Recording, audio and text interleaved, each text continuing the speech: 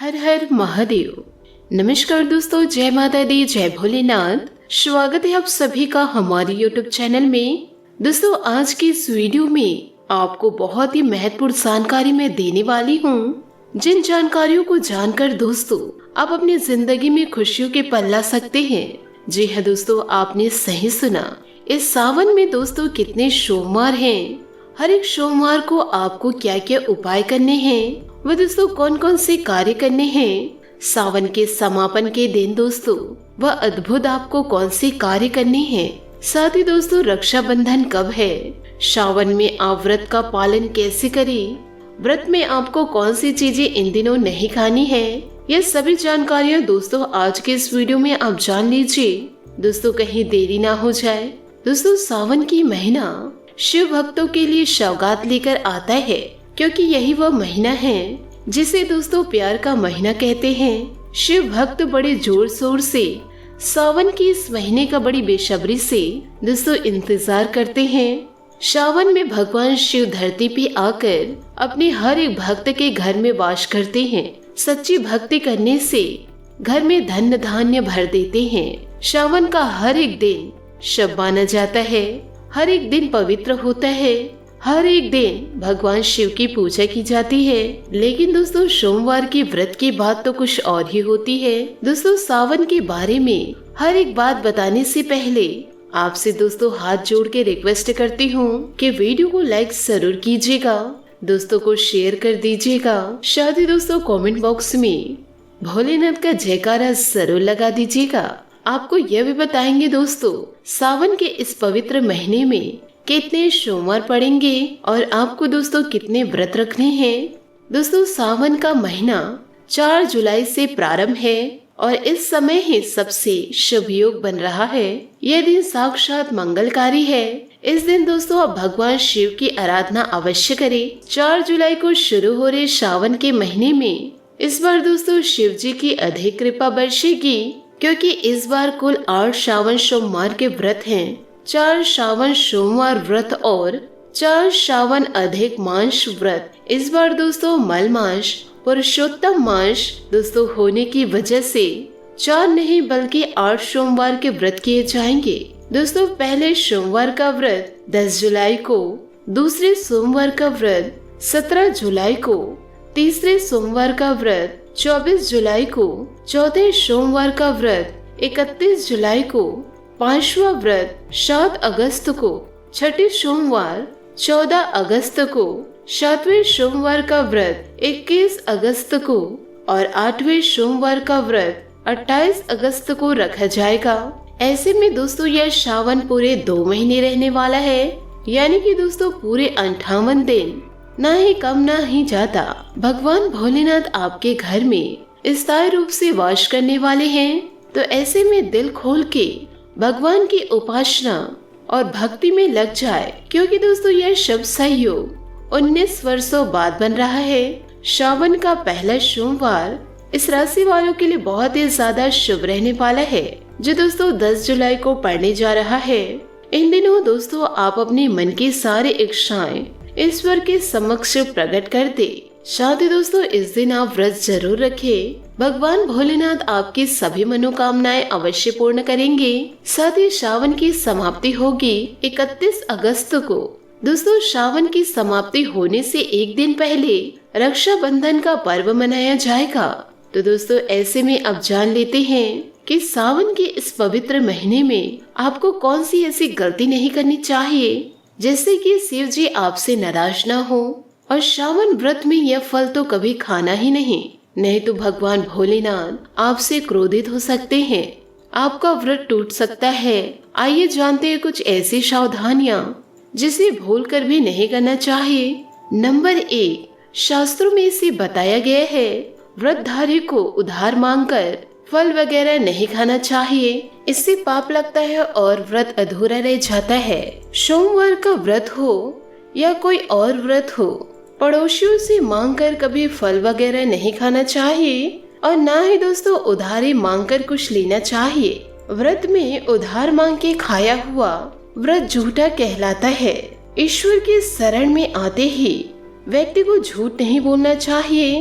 किसी से कर्ज नहीं लेना चाहिए, चुगली आदि वगैरह नहीं करनी चाहिए। अगर व्रत के दौरान कोई कुछ खाने के लिए अपने मन से देते हैं तो उसे आप खा सकते हैं, पर आप मांग कर ना खाएं। नंबर 2, सोमवार का व्रत हो या सावन का व्रत हो, आपको नाशपाती नहीं खानी है। दरअसल इस फल का नाम नाशपाती यानी कि नाश करने वाला होता है, इसलिए इस फल को व्रत में नहीं खाना चाहिए। व्रत आदि को छोड़कर किसी और दिन इसे आप खा सकते हैं, लेकिन जिस दिन आपका व्रत हो उस दिन नाशपाती का सेवन बिल्कुल भी नहीं करना चाहिए और भगवान को भी नाशपाती नहीं चढ़ाना चाहिए। कभी कुत्तू और सिंघाड़े का आटा आपका व्रत टूट सकता है। शायद ही लंबे समय से रखा हुआ घर में आटा आपका व्रत भंग कर सकता है, क्योंकि पुराने आटे में घुन कीड़े पड़ जाते हैं जो ठीक तरीके से दिखाई नहीं देते।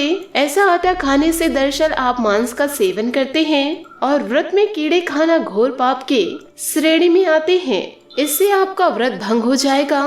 व्रत में ताजा आटा खाना चाहिए, क्योंकि लंबे समय से रखे हुए आटे में कीड़े पड़ जाते हैं, तो ऐसे कभी न करें। व्रत हमेशा शुद्धता में ही रखना चाहिए, क्योंकि सावन का महीना बड़ा पवित्र महीना माना जाता है। इसलिए यह 5 चीजें शंकर जी के पास बिल्कुल भी न रखे, या कहीं शिवलिंग के पास बिल्कुल भी न रखे। जानते हैं उनके बारे में। नंबर 1, जहाँ शिवलिंग रखा हो या महादेव जी की कोई भी प्रतिमा हो, वहाँ पर भूल से भी जूते चप्पल लेकर जाना नहीं चाहिए। जरा आप सोचिए, आपके कमरे में जब चप्पल लेकर कोई प्रवेश करते हैं तो आपको कितना क्रोध आता है।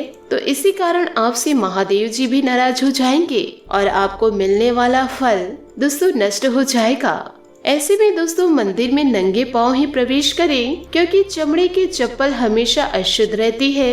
इससे सभी देव शक्तियाँ नाराज होती हैं। नंबर 2, अक्सर महिलाओं को मासिक धर्म आ जाता है और वह बिना किसी को बताए पूजा पाठ कर लेती है, जो कि शास्त्रों में वर्जित माना जाता है। इस समय महिलाओं को जानकर भी अनजान नहीं बनना चाहिए। यदि आपको मासिक पीड़ा है तो घर के मंदिर में या फिर बाहर के मंदिर में बिल्कुल भी प्रवेश नहीं करना चाहिए। इससे देव शक्तियाँ नाराज होकर आपसे क्रोधित हो सकती है। ऐसे समय में शिवलिंग को छूना घोर पाप के बराबर माना जाता है। जरा आप सोचिए, ऐसी अवस्था में खुद महिला को बुरा लगता है तो ईश्वर को कितना बुरा लगेगा। इसलिए महिलाओं को ऐसी अवस्था में मंदिर या यात्रा में जाना, पूजा पाठ करना और भगवान की प्रतिमा को छूना, यूँ कहे दोस्तों तुलसी में भी पानी आपको नहीं डालना है। इससे तुलसी का पौधा सूख जाता है और फिर दोस्तों माता रानी का वास आपके घर से दूर चला जाता है। जब देवी शक्तियाँ नाराज होती हैं तो लाजमी है घर में कंगाली, गरीबी, दरिद्रता का प्रवेश होना, लड़ाई झगड़े होने लगते हैं, अपने ही आप से दूर होने लगते हैं। तो दोस्तों जान के भी अनजान आप कभी ना बने। नंबर 3 दोस्तों, शास्त्रों में बताया गया है जहाँ होता है शिवलिंग वहाँ सभी देवी देवता सक्रिय होती हैं। जिनके घर में शिवलिंग होता है वह व्यक्ति महादेव जी का कृपा सदैव पा लेता है। दोस्तों वास्तु शास्त्र के अनुसार शिवलिंग से हर वक्त ऊर्जा का संचार होता रहता है, इसलिए हमेशा शिवलिंग पर जलधारा हमेशा होनी चाहिए जो ऊर्जा को शांत रखती है।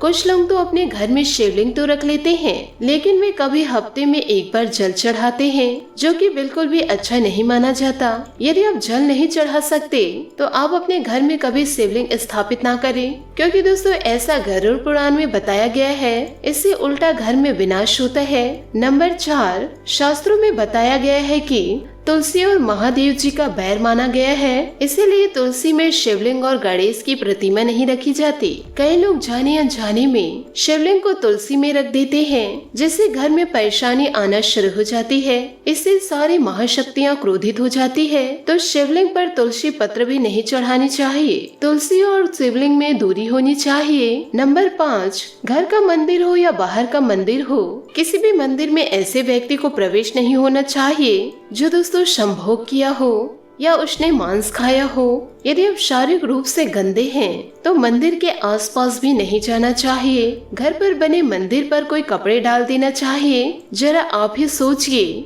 यदि आप मांस खाकर या स्त्री के साथ शारीरिक संबंध बनाकर ईश्वर के सामने जाएंगे तो क्या वह आपसे प्रसन्न होंगे? बिल्कुल भी नहीं। वह आपसे क्रोधित हो सकते हैं, आपसे नाराज हो जाएंगे। शास्त्रों में इसे घोर पाप माना गया है। इससे व्यक्ति नरक में जाता है। ऐसा दुष्ट स्वभाव मनुष्य की बर्बादी का कारण माना गया है। तो ऐसे आप अपने जीवन काल में बिल्कुल भी न करें। वैसे भी इस राशि के जीवन में बहुत ही ज्यादा कठिनाइयां दस्तक देती है।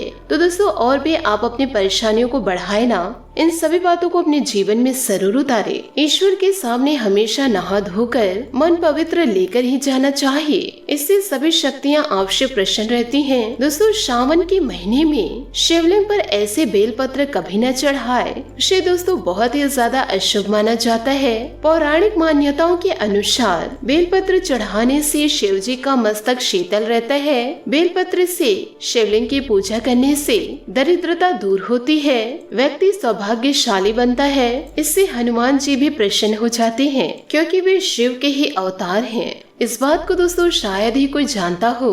अब जान लीजिए आप बेलपत्र के उपयोग आपको कैसे करने हैं। नंबर 1, तीनों लोकों में जितने भी प्रसिद्ध स्थल हैं वह सभी तीर्थ स्थल बेलपत्र के मूल भाग में स्थापित माने जाते हैं। नंबर 2, यदि बेल का वृक्ष घर के बीचों बीच या पूर्व दिशा में लगा हो तो घर में कभी धन धान्य की कमी नहीं रहती और सभी खुशहाल रहते हैं। नंबर 3, जो व्यक्ति बेलपत्र से पूजा अर्चना शुरू करते हैं उसे मृत्यु के पश्चात शिवलोक की प्राप्ति होती है। दोस्तों चतुर्थी, अष्टमी, नवमी, दशमी, अमावस्या इस तिथियों को साथ ही संक्रांति के समय और दोस्तों सोमवार के दिन बेलपत्र नहीं तोड़ना चाहिए। पूजा के एक दिन पहले ही बेलपत्र तोड़ कर रख ले। दोस्तों बेलपत्र कभी अशुद्ध नहीं होता। यदि आपको पूजा के समय बेलपत्र नहीं मिल रहा है तो आप किसी के दूसरे चढ़ाए हुए बेलपत्र को स्वच्छ जल में धो करके पुनः दोस्तों आप उसे चढ़ा सकते हैं। बेलपत्र में कम से कम साफ सुथरे 3 पत्तियां होनी चाहिए। दोस्तों कटी हुई बेलपत्र कभी भी शिवलिंग पर अर्पित नहीं करना। यदि आप दोस्तों कटी फटी पत्तियां शिव पर अर्पित करते हैं तो इसे दोस्तों वो अपमान समझते हैं। इसलिए दोस्तों इन सभी बातों को आप अपने जीवन में जरूर उतारिएगा। इससे भी दोस्तों महत्वपूर्ण बातें हम आपको अगले वीडियो में बताएंगे कि दोस्तों आपको इन सावन में क्या क्या करना है, क्या क्या नहीं करने हैं। पर दोस्तों आज के लिए बस इतना ही। मिलते हैं अगले वीडियो में। आपका दिन शुभ हो, मंगलमय हो। जय श्री काशी विश्वनाथ, जय माता दी। साथ ही दोस्तों यदि आप हमारे चैनल पर नए हैं तो चैनल को सब्सक्राइब करके बेल आइकन को प्रेस करके ऑल पर सेलेक्ट करिएगा ताकि ऐसा ही ज्ञानवर्धक वीडियो आपको समय से मिल सके और इसका लाभ आप उठा सके।